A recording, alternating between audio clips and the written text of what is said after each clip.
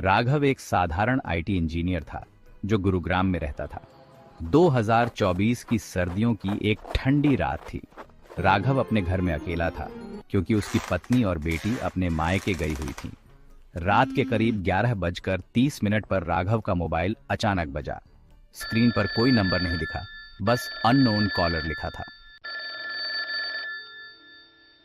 शुरुआत में उसने फोन अनदेखा कर दिया, लेकिन कॉल बार बार आती रही।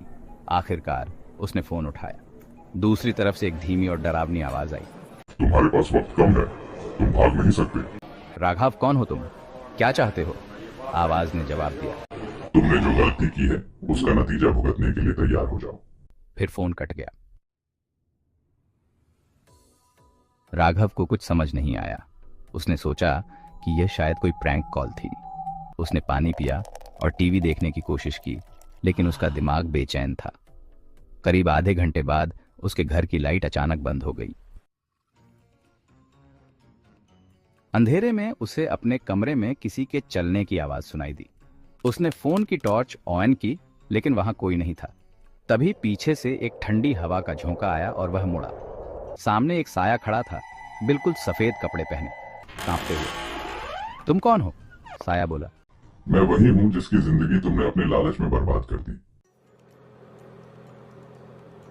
राघव को अचानक याद आया कि 2 साल पहले उसने अपने प्रोजेक्ट में एक सहकर्मी की गलती को जानबूझकर उजागर नहीं किया था, जिससे उसकी नौकरी चली गई और उसने आत्महत्या कर ली थी। राघव को अपनी गलती का एहसास हुआ। वह घुटनों के बल गिर पड़ा और माफी मांगने लगा। तभी साया ने कहा, तुम्हारी सजा तुम्हारे कर्म तय करेंगे। फिर वह गायब हो गया। उस रात के बाद राघव की जिंदगी बदल गई। वह हर रात वही फोन कॉल सुनता था और अजीब घटनाओं का सामना करता था। उसे एहसास हो गया कि उसने जो किया है उसकी कीमत उसे हर पल चुकानी पड़ेगी। कहानी यहीं खत्म नहीं होती, क्योंकि राघव का अंत आज तक कोई नहीं जान पाया। कुछ कहते हैं कि वह पागल हो गया, तो कुछ कहते हैं कि वह अचानक गायब हो गया।